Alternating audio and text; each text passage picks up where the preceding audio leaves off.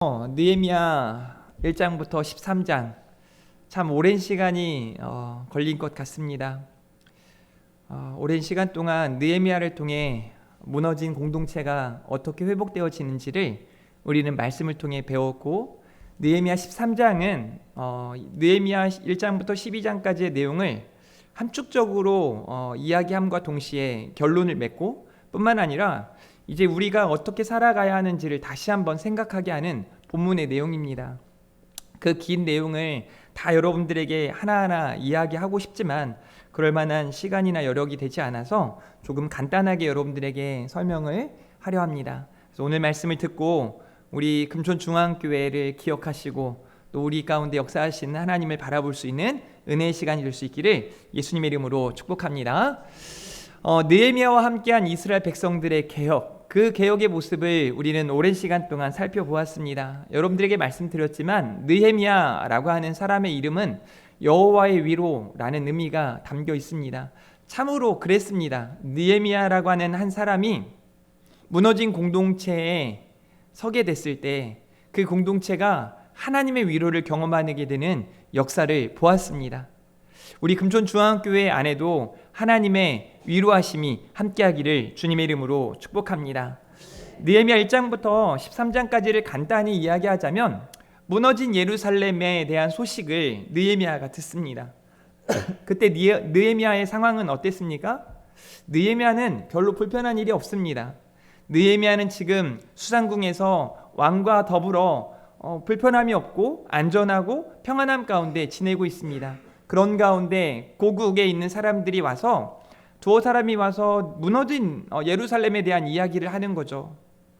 참으로 안타깝고 정말 불행한 일들이 있었다라는 소식이 들려지자 느헤미야가 첫 번째로 취한 행동은 슬퍼하고 우는 겁니다. 그리고 하나님께 기도와 간구로 나아갑니다.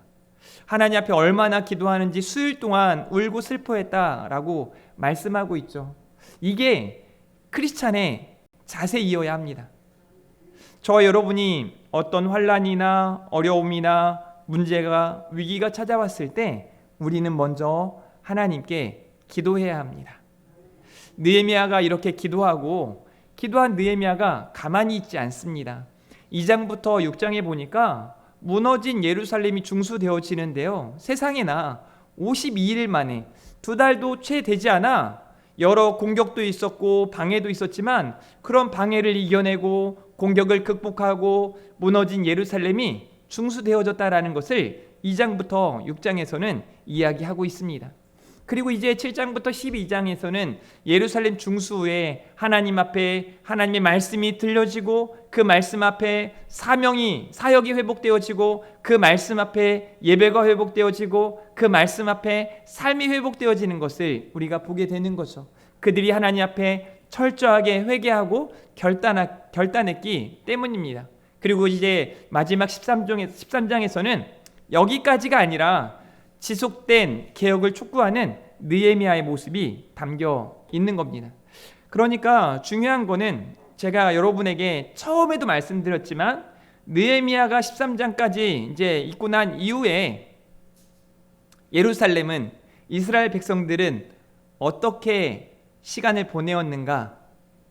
어땠을까요? 정말 이 말씀을 끝으로 그들이 정말 날마다 개혁되어지고 날마다 새로워지고 변화되어지고 성장하고 성숙하고 부흥해야 하겠지만 세상에나 그렇지 못한 겁니다. 또다시 세상을 향해 눈을 돌리고 세상의 방식과 세상의 가치관과 세상의 여러 가지 유혹으로 넘어지고 무너지는 공동체가 되었다는 것을 알 수 있습니다. 세속화라고 하는 단어가 딱 맞는 거죠. 그냥 교회가 세상과 별반 차이 없는 모습을 간직하고 있는 거죠. 그리고 오늘 본문의 내용은 이런 내용들을 담고 있습니다. 1절부터 9절까지는 이방인들을 추방해야 된다. 한마디로 세상과의 이 여러 가지 교류들, 세상의 것들을 끄집어 가지고 오는 게 아니라 오히려 세상에 영향력을 행사해야 되는 것이 교회거든요. 그래서 그것들을 단절시켜야 된다라는 내용과 더불어 이제 헌물 제도를 하나님 앞에 다시 세워요. 그러니까 레위인들이 뿔뿔이 흩어지는 일은 왜 그랬냐? 이제 하나님을 망각한 이스라엘 백성들이 하나님께 예물을 드리지 않는 거예요. 11조도 헌금도 제물도 드리지 않는 겁니다. 그러니 레위인들은 먹고 살 수가 없는 거예요. 제사장들도 마찬가지입니다. 그러니까 먹고 살기 위해 그들의 밭으로 그들의 어디로 다 뿔뿔이 흩어지고 이제 교회는 무너져 버렸다는 것을 알 수 있죠. 그리고 다시 한번 15절부터 22절은 안식일에 대한 강조가 있습니다. 철저하게 하나님 앞에 예배자로 서야 된다는 내용이에요. 하나님을 인식하고 하나님을 기억하고 모든 것이 하나님의 은혜입니다. 하나님의 은혜가 아니면 안 됩니다. 하나님께 소망을 둔 공동체가 하나님 앞에 예배자로 서야 함을 강조하고 있는 겁니다. 여러분도 제가 느헤미야 1장부터 12장까지 설교하면서 아마 기억날 거예요. 말씀을 굉장히 강조하고 기도를 또 강조하고 예배 회복을 강조하는 거예요. 제가 오늘 또 예배가 시작할 때 우리 교회 성도님들이 몇 분이 앉아 계시고 또 어떤 모습으로 예배하는지를 유심히 보았습니다. 물론 저 역시 하나님 앞에 열심히 예배하기 위해 애썼죠. 제가 처음 왔을 때보다 정말 여러분이 노력하고 애쓰고 있는 걸 한눈에도 딱 알 수 있겠어요. 여러분도 알 거예요. 작년 이맘때 여러분이 몇 시에 교회에 왔는지 또 어떤 모습으로 하나님께 찬양하고 예배했는지 지금은 적어도 찬양팀이 이제 찬양을 시작하고 난 다음에는 별로 움직임들이 많지 않습니다. 처음과 비해 지금은 예배가 시작되어졌을 때 찬양이 시작되어졌을 때 많은 분들이 자리에 앉아서 함께 하나님을 찬양해요. 너무 보기 좋습니다. 너무 귀해요. 너무 아름답습니다. 분명 하나님은 이런 모습들을 기뻐하실 거예요. 저는 사실 조금 더 욕심을 부리자면 나중에는 뭐 교회에서 이제 안내하는 것들이 우리 교회는 사실 크게 필요하진 않습니다. 안내하시는 분들이 그냥 와서 다 같이 예배하고 늦게 오신 분들이 막 미안해서 야 이거 빨리 가야겠다. 그래서 안내가 그냥 예를 들어 우리가 10시 반부터 예배가 시작이니까 10시 10분부터 10시 반까지 한 20분만 딱 안내하고 다 같이 와서 예배에 막 집중하는 모습. 그게 제가 기대하는 모습이에요. 이 교회는 왜 안내하시는 분들이 없지? 안내보다 더 중요한 건 예배거든요. 여러분 꼭 교회 와가지고 누군가의 안내를 받아야 합니까? 뭐 우리 교회가 막 워낙 커가지고 본당이 어디 있는지 못 찾고 어떻게 계단은 어느 쪽에 있는지 화장실이 어디 있는지 누구도 모르지 않아요. 와서 하나님 앞에 기도하고 예배하면 되는 거예요. 그래서 안내할 사람들이 안내할 게 별로 없는 교회. 그래서 10시 반 되면 아무도 안 와. 그 시간에는 물론 이제 새로운 성도님들이 오기 때문에 한두 분이 안내를 서야 되는 건 맞겠지만 제가 강조하는 건 뭐냐면 10시 반부터 찬양이 시작되어졌을 때 온 마음으로 예배하면 좋겠다는 거예요. 심지어 제가 더 요청하는 건 뭐냐면 집에서부터 막 어떤 분들은 9시부터 일어나가지고 뭐 예배 오기 위해서 막 준비하고 또 뭐 한 30분 전부터 막 교회에 이렇게 모여드는 것 아니겠습니까? 그런 시간들부터 막 다툼 없이 막 기쁨이 감사가 막 가득한 거예요. 막 설레는 거예요. 오늘은 하나님께서 또 어떤 은혜를 내게 해주실까? 하나님께서 또 오늘 또 어떤 말씀으로 나를 위로하시고 나를 새롭게 하시고 나에게 말씀하실까? 막 이런 기대와 설렘 가운데 모이셨으면 좋겠다는 거예요. 우리 이렇게 한번 인사할까요? 그렇게 되길 축복합니다. 반드시 그렇게 될 겁니다. 그래서 오늘 본문을 중심으로 해서 우리가 오늘은 4가지 말씀인데요. 뭐 길지 않기 때문에 한 가지 여러분들이 말씀을 함께 들었으면 좋겠습니다. 첫 번째는요, 하나님을 기억해야 돼요. 제가 무너진 예루살렘에 대한 이야기를 하면서 왜 이스라엘이 무너졌나, 왜 예루살렘이 무너졌나 이유를 분명하게 여러분들에게 말씀드렸습니다. 하나님을 망각했기 때문이다 라고 말씀을 드렸어요. 하나님을 망각했기 때문에 그들의 삶이 무너진 거예요. 하나님의 은혜라고 말은 했지만 정말 그 은혜라고 확신 있게 살아가지 않은 모습들, 그러니까 해도 그만 안 해도 그만 이런 생각들을 한 거예요. 제가 이 설교를 시작할 때 말씀드렸잖아요. 제가 제 설교를 여러 차례 반복해서 들었다고요. 코로나 시기에 한국 교회가 한 큰 문제가 발생했는데, 그 문제가 뭐냐면 이제 비대면 예배를 드리기 시작했지 않습니까? 그래서 이제 처음에는 영상으로 예배를 드릴 때 지금 있는 이 화면을 보고 예배를 드리는 거죠. 지금도 우리 교회에도 예배 오지 못한 분들 중에 몇 분들이 이렇게 예배를 드리거든요. 근데 이 예배를 드릴 때 집에서 처음에는 그래도 단정하게 좀 옷을 입고 이렇게 뭐 소파에 앉던가 이렇게 잘 이렇게 해서 처음에 아마 휴대폰으로 봤을 텐데요. 막 준비된 모습을 하다가 그 다음 주에는 뭐 아무도 안 봐. 그러니까 내가 원래 입고 있던 잠옷을 입고 이렇게 드리다가 어느 순간부터는 화장실에서 들이보고 있다가 어느 순간부터는 잠깐 놨다가 시간이 지나고 이제 좀 심심할 때 뭔가 할 일 없을 때 그냥 틀어놓고 누워서 이제 뭐라 하는지, 그러니까 이제 제가 소리 지른 것만 기억해요.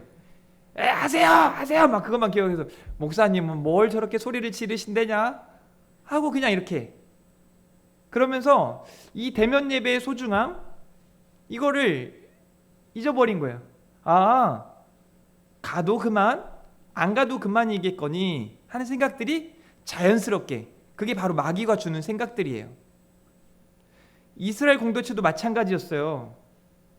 이제 무너지다 보니까 하나님께 성회의 자리에 모여서 하나님께 영광을 올려드리고 하나님께 제사해야 되는 수많은 사람들이 안 가도 별일이 없는 거거든요. 심지어 이 레위인들도 그 일을 하지 않아도 괜찮은 거예요. 그러니까 제사장들이 할 일이 없는 거예요. 뭐 하지? 할 수 있는 것도 별로 없고. 그러니까 철저하게 하나님을 망각한 세대가 어떻게 무너지는지를 우리는 성경을 통해 보았단 말이죠. 그러면 이걸 반면교사 삼으면 어떻게 하면 됩니까? 하나님을 망각했기 때문에 무너졌다면 하나님을 기억하면 우리의 삶은 안전한 겁니다. 사랑하는 성도 여러분, 하나님을 기억하십시오. 느헤미야 1장 9절 말씀이에요. 만일 내게로 돌아와 내 계명을 지켜 행하면 너희 쫓긴 자가 하늘 끝에 있을지라도 내가 거기로부터 그들을 모아 내 이름을 두려고 택한 곳에 돌아오게 하리라 하신 말씀을 이제 청하건대 기억하옵소서. 느헤미야가 정말 하나님의 사람이더라고요. 아무리 봐도 지금의 상황, 지금의 사람들에게는 소망이 없지만 여전히 우리의 소망이 되신 하나님, 그분을 기억하며 그분께 돌아올 때 하나님은 무너진 성벽이 중수되어지고 무너진 성전이 중수되어지게 되는, 무너진 공동체가 다시 새롭게 되어지는 역사를 허락하신 줄 믿으시기를 바랍니다. 우리 금촌중앙교회도 마찬가지입니다. 하나님을 기억하면 하나님께서 우리 가운데 놀라운 하나님의 역사가 나타나는 줄 믿으시기를 바랍니다. 우리를 기억하시며 회복시키시는 우리 하나님을 기억해야 하는 겁니다. 그래서 13장 1절부터 9절까지 이방인들을 추방한다는 내용이 중요한 거죠. 13장 3절 말씀이에요. 백성이 이 율법을 듣고 하나님의 말씀이 들려지니까 곧 섞인 무리들 이스라엘 가운데서 모두 분리하였느니라. 왜 이런 말씀이 있는 걸까요? 이 분리되었다라고 하는 말은 거룩이라는 말과 직결돼요. 다시 하나님의 백성들이 거룩함을 찾는 겁니다. 세상의 사람들이 가지고 있는 생각이나 그들의 방식이나 그들의 가치관을 가지고 살지 않겠다고 다시 한번 결단하는 거예요. 지금 우리는 어떻습니까? 지금 우리 금촌중앙교회 공동체는 어떻습니까? 여러분의 가정은 어떻고 여러분 각 사람들은 어떻습니까? 세상 사람들과 지금 우리는 어떤 차이가 있을까요? 세상 사람들은요, 내가 한 대 맞으면 두 대를 때려야 돼요. 세상 사람들은 내가 승리하기 위해 이 사람을 짓밟아야 합니다. 그게 세상의 가치관이고 세상의 방식들이에요. 그런데 성경은 그런 방식을 추구하지 않습니다. 내가 희생을 해서라도 저 사람을 세워주는 거죠. 이 사람이 왼뺨을 치면 나는 오른뺨을 돌려댈 수 있는, 이 사람이 오리를 가자고 하면 심리를 같이 가질 수 있는, 이 사람이 겉옷을 내어달라 하면 속옷까지 기꺼이 내어줄 수 있는, 그게 크리스찬의 방식인 거죠. 그래서 이방인을 추방한다라는 내용은 그들과 분리됨을 통해서 거룩함을 유지해 나아가고 믿음의 생각, 믿음의 마음, 믿음의 행실, 믿음의 언어로 다시 돌아오는 거죠. 그러니 사랑하는 성도 여러분, 이제 하나님을 기억하고 우리가 거룩을 향해 나아가야 합니다. 2025년도 여러분에게 거룩한 소망이 있기를 바라요. 하나님께 소망을 두고 내가 거룩을 향해 힘써 나아가겠습니다. 여러분이 아마도 지금껏 살아오면서 제가 볼 때 여러 가지 이유로 불편함도 있었고 문제도 있었고 위기도 있었을 거라고 저는 확신합니다. 그런데 그 문제들, 그 위기들, 그런 아픔들을 이겨내기 위해서는 분명한 건 하나님께 소망을 두고 그 하나님을 기억하고 하나님 앞에 거룩을 향해 나아가야 하는 줄 믿으시기를 바랍니다. 거룩한 삶이라고 하는 건 하나님을 기억하는 거예요. 하나님을 기억하십시오. 우리의 창조주 하나님, 살아계시고 전능하신 하나님, 우리의 구원이 되시며 우리의 소망이 되시고 우리의 생명이 되신 우리 하나님을 기억하는 복된 삶을 살아가시기를 예수님의 이름으로 축복합니다. 두 번째로는요, 철저한 회개와 결단 그리고 변화가 필요합니다. 예루살렘의 중수는 회개와 결단으로부터 시작됐다는 것을 알 수 있습니다. 느헤미야 1장 6절 말씀인데요, 같이 한번 읽어볼까요? 시작!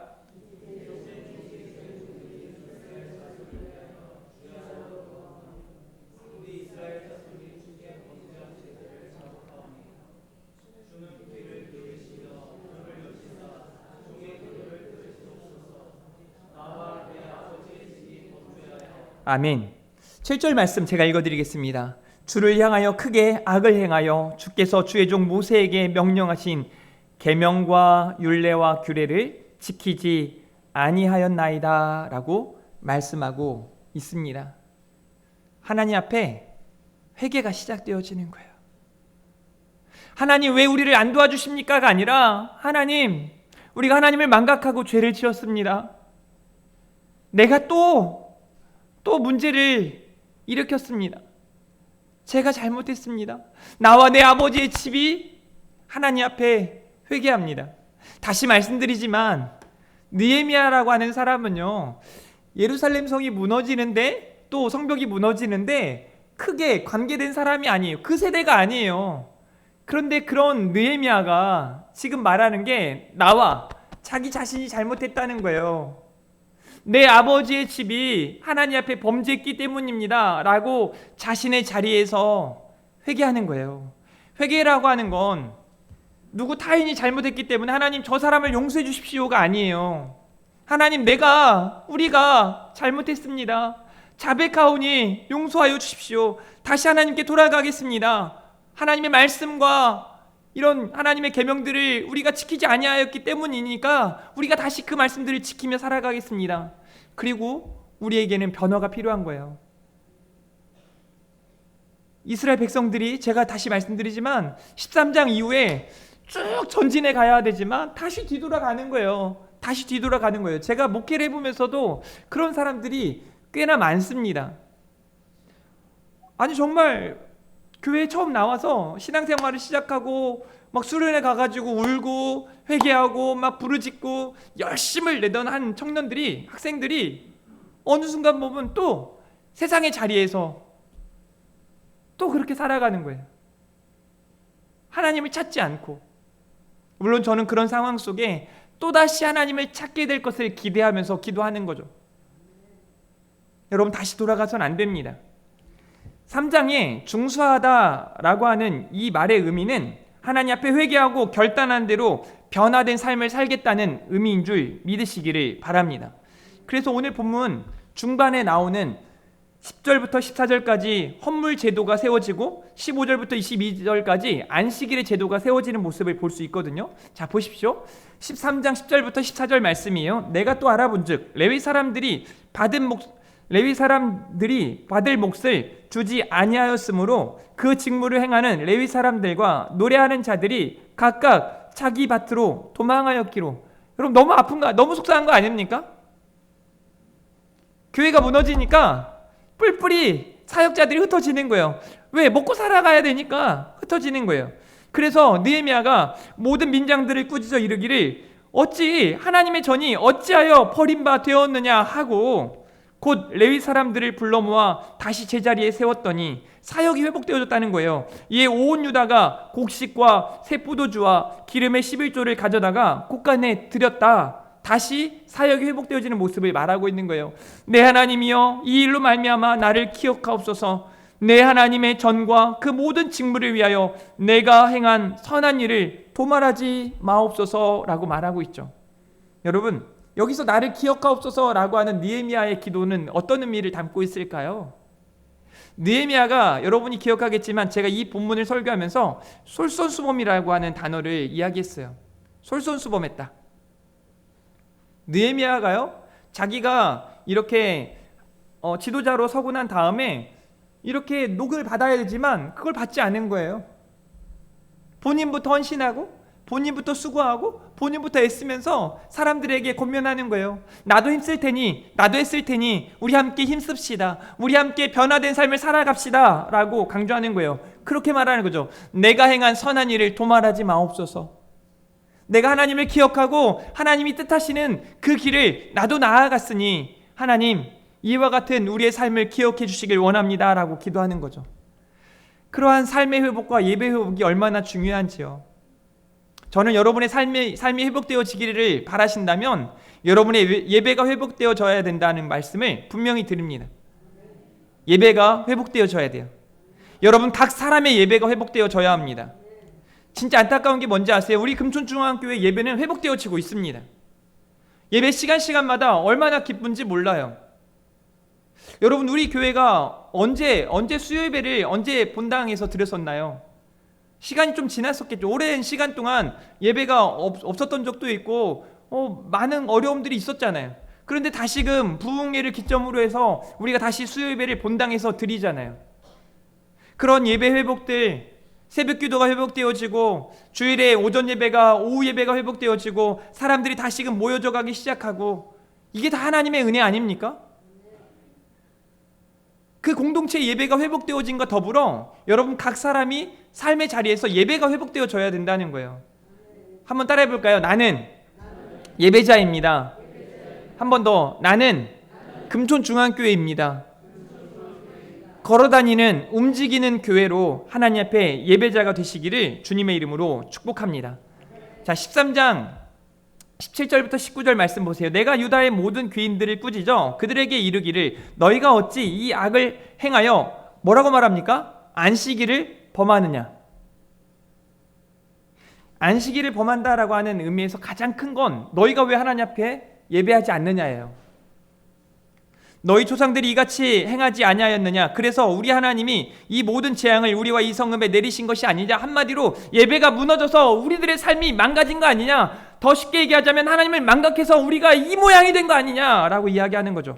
자, 그럼에도 불구하고 너희가 안식일을 범하여 진노가 이스라엘에게 더욱 심하게 임하도록 하는도다 하고, 아니 잘못했는데도 회개하지 않는 사람들의 모습을 이야기하는 거예요.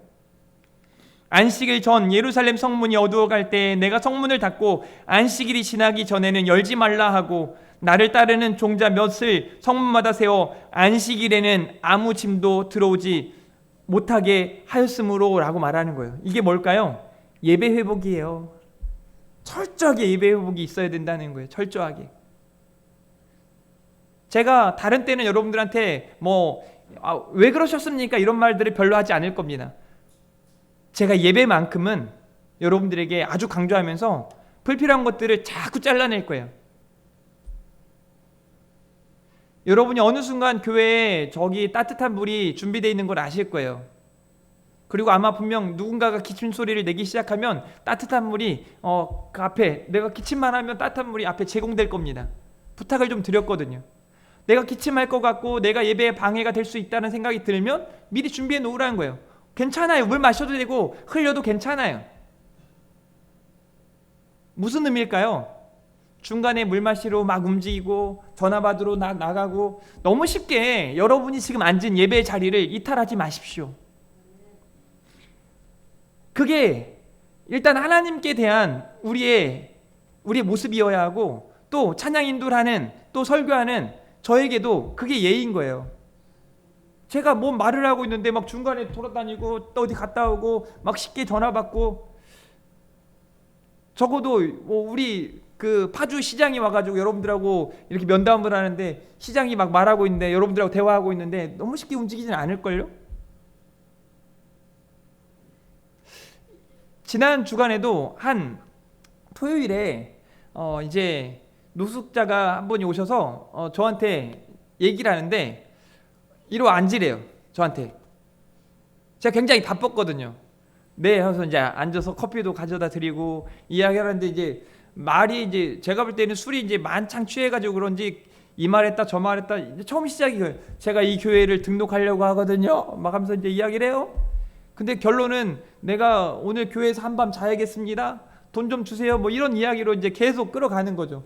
정말로 그날은 제가 파주페이 카드 한 장 있는 겁니다. 이분에게 어떻게 카드 결제가 되나요? 막 이렇게 중간에는 뭐 할 게 없는 거예요. 라면이라도 끓여 드릴까요?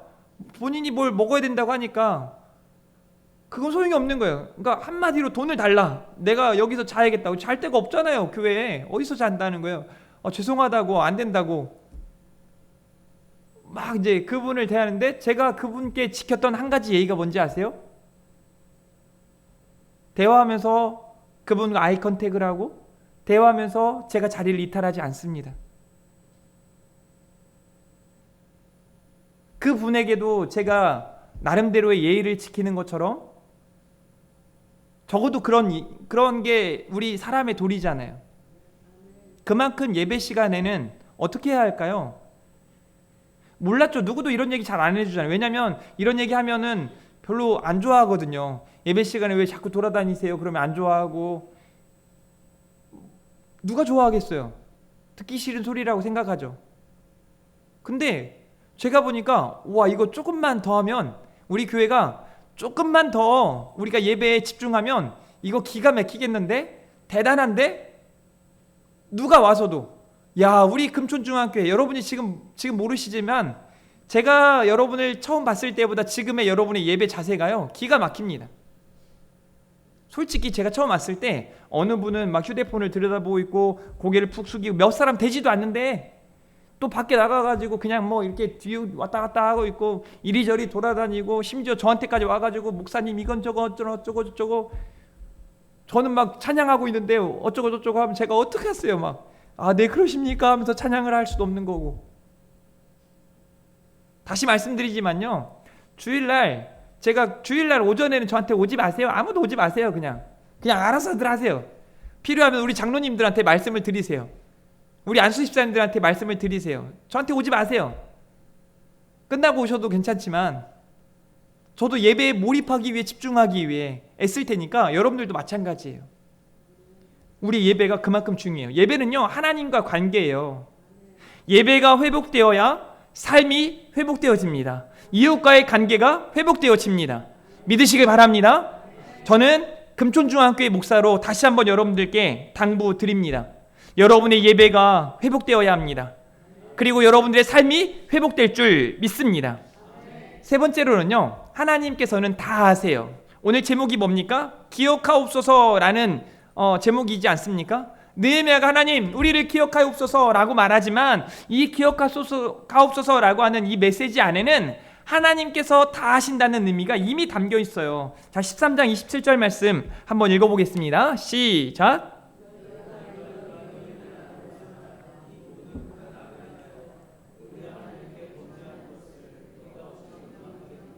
네, 자 보세요. 13장 29절 말씀. 내 하나님이여 제사장의 직분과 레위 사람에 대한 언약을 어겼사오니 그들을 기억하옵소서라고 29절에도 기억하옵소서라는 메시지를 전하거든요.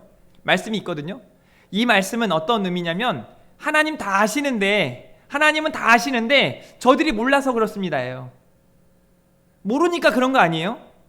누가 정말 알고도 막 그릇되게 행하려고 하는 겁니까? 내가 이렇게 말하면 저 사람이 마음 상할 걸 안다고 생각한다면 절대 그 행동을 해서는 안 돼요.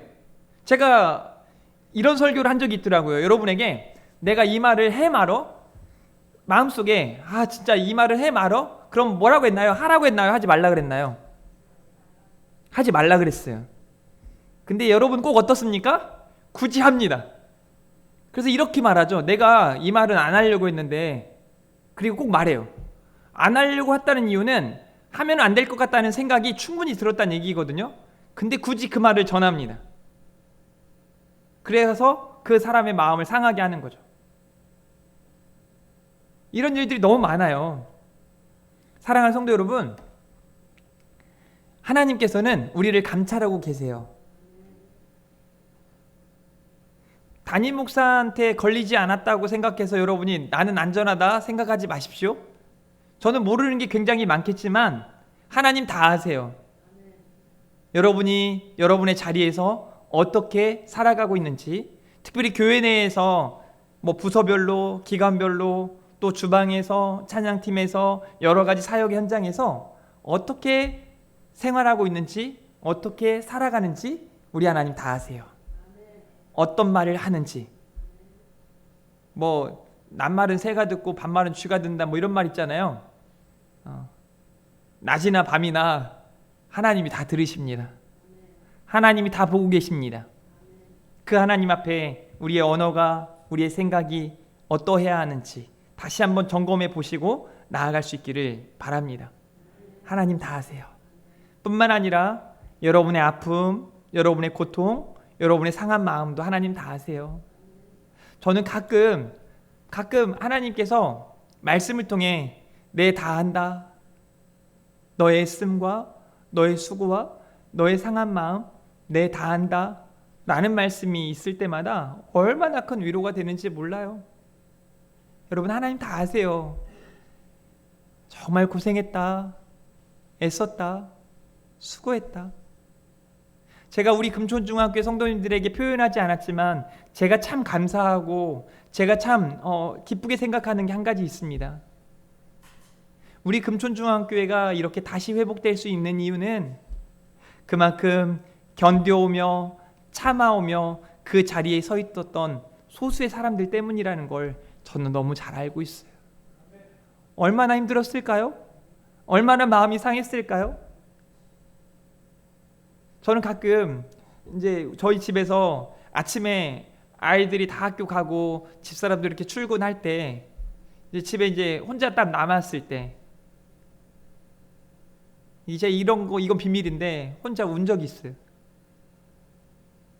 그냥 내 사랑하는 가족들이 이제 각자의 자리에 이렇게 딱 나갔을 때 딱 혼자 남았다는 이 마음에 울컥하는 거예요. 제 마음이. 다시 돌아올 걸 알지만 그럼에도 불구하고. 그런데 교회에서 남아있던 분들이 이 사람도 나가고 저 사람도 나가고 또 이런 일들이 벌어지면서 마음이 어떻게 했을까요? 어땠을까요? 그 상한 마음 누가 알겠냐고요? 하나님이 아십니다. 하나님이 아세요. 그리고 분명 하나님께서는 그들의 마음에 위로를 허락하시고 그들의 마음에 소망을 주신 줄 믿습니다. 그러니 제가 여러분들께 당당하게 설교하는 건 하나님께 소망을 두라는 겁니다. 우리 한번 인사할까요? 하나님께 소망을 두십시오. 자, 마지막 부분에 이방 혼인을 금지하는 내용으로 오늘 본문이 끝나거든요. 어떻게 보면 사뭇 이상하게 끝나는 것 같아요. 근데 왜 이방인 혼인을 금지하는가? 보세요. 이방인과의 단절을 처음에 시작해서 마지막에 이방인과의 혼인 금지. 그러니까 마치 뭐 햄버거에 양쪽에 패티가 이제 중간에 패티를 놓고 빡딱 덮는 것처럼 이렇게 이 마무리가 지어지는 것처럼 보이시잖아요. 그런데 이 이방인과의 혼인 금지가 뭐냐면 지속해야 된다는 거예요. 끝까지 나아가야 한다는 거예요. 사랑하는 성도 여러분, 믿음은 중도 포기가 아닙니다. 믿음은 끝까지 나아가는 거예요. 주님 다시 오실 그때까지 믿음으로 전진하시기를 주님의 이름으로 축복합니다.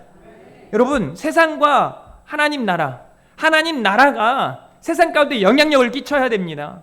세상의 영향을 받고 넘어지고 비참하게 쓰러지지 마십시오. 무너지지 마십시오. 여러분이 하나님의 사람 성도답게 진심과 전심으로 끝까지 나아갈 수 있기를 주님의 이름으로 축복합니다.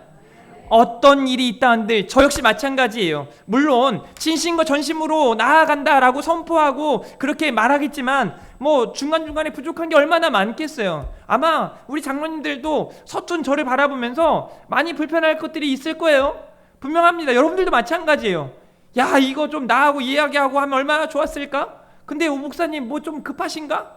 급하죠. 할 게 너무 많거든요. 지금 제가 다시 말씀드리면 저는 막 20가지를 빨리 해야 되는데 지금 여러분들의 어떤 이 그 페이스에 맞추려다 보니까 제가 속도를 지금 전력 질주에도 부족한데 지금 그냥 한 걸음 한 걸음 이렇게 가고 있다는 것만 이해해 주시기 바랍니다. 제가 단언컨대 제가 뭐 함부로 행동하거나 여러분 앞에 불미스러운 모습으로 상처 주지 않을 겁니다. 절대 그럴 겁니다. 애쓸 거예요. 그러니 여러분들도 한마음 한뜻으로 막 성령이 하나 되게 하신 걸 힘써 지키면서 함께 전진하자고요. 끝까지 나아가자고요. 하나님의 영광을 나타내자고요. 제가 바라는 게 뭐냐면 우리 금천중학교에서 정말 이제 시간이 지나면서 막 선한 영향력들을 막 나타내는 거예요. 제가 TV를 보는데요, 한 그 예능 프로그램에서 한 사람이 김치 만들기, 보니까 가수 같아요. 트롯 가수인지 뭐 누군지 모르겠지만 김치를 막 만들어가지고 뭐 50개를 만들어가지고 그 마을회관이나 뭐 이런 데 노인정에 갖다 주면서 선한 일을 행하는 거예요. 야, 나도 우리 교회도 저런 일 한번 했으면 좋겠다. 한 사람이 50개 막 이렇게 하는데 우리 교회 성도들이 힘만 합하면 100개 200개도 거뜬한 거 아닙니까? 뭐 그 비용이 얼마나 들지 모르겠지만 그렇게 선한 영향력들을 나타내는 거예요. 이렇게 하는 거죠. 그냥 예수님 믿으세요가 아니라 김치 하나를 준비하면서 우리가 정성껏 담갔습니다, 예수님 믿었으면 좋겠습니다, 하나님의 은혜가 충만했으면 좋겠습니다 하고 그냥 복음을 전하는 것으로 얼마나 좋겠어요. 그런 일들을 많이 행할 수 있었으면 좋겠습니다. 그래서 오늘 본문 13장 30절 31절 내가 이와 같이 그들에게 이방 사람을 떠나게 하여 그들을 깨끗하게 하고 또 제사장과 레위 사람들을 반열 위에 세웠다라고 말하고 있어요. 내 하나님이여 나를 기억하옵소서라는 이 31절의 말씀이 지금 저와 여러분이 들어야 할 말씀 중에 하나입니다. 자, 이 말씀을 한번 읽어보도록 할까요? 자, 여기 시작. 각각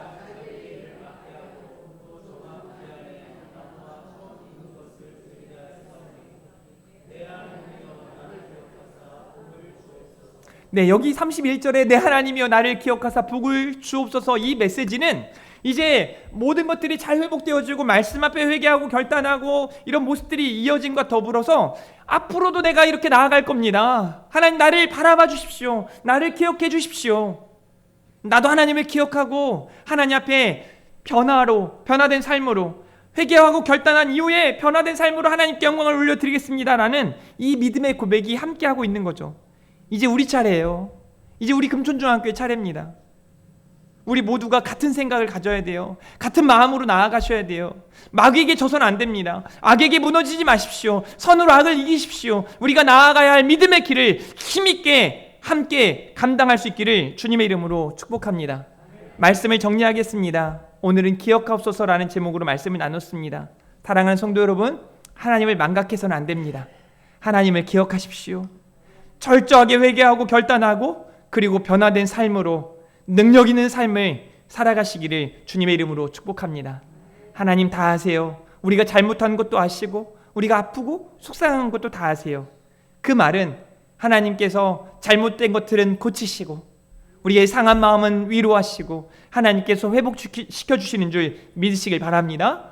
그러니 하나님께 소망을 두면 되는 겁니다. 사랑하는 우리 금천중학교 성도 여러분, 여러분들을 사랑하고 축복합니다.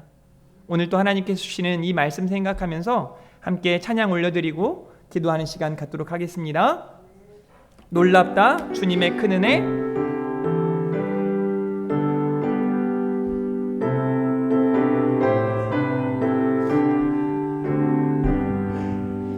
놀랍다 주님의 큰 은혜, 우리의 죄를 속하시며 갈보리 십자가 위에서 어린 양 보혈을 흘렸네. 주의 은혜 우리의 죄를 다 씻었네. 주의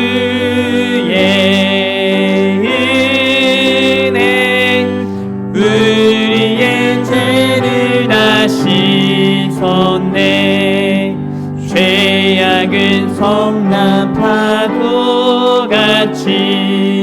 우리 영혼을 위협하네. 하나 헤아릴 수 없는 주은혜 십자가에서 보이셨네. 주의 은혜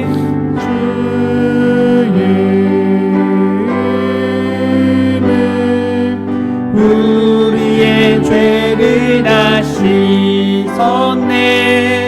주의 은혜 우리의 죄를 다 씻었네. 죄악에 물든 영혼들을 주께서 피로 씻으시네. 지금도 흐르는 그때에 눈보다 더 이게 씻으라. 주의 은혜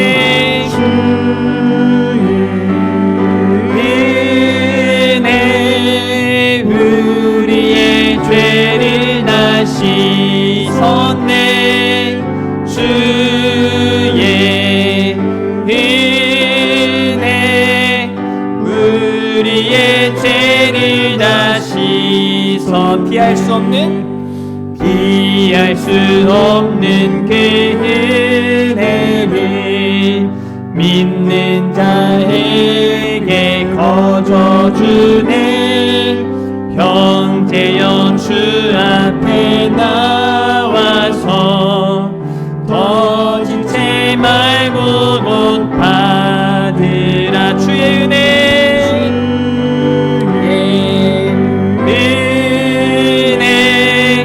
우리의 죄를 다 씻었네. 주의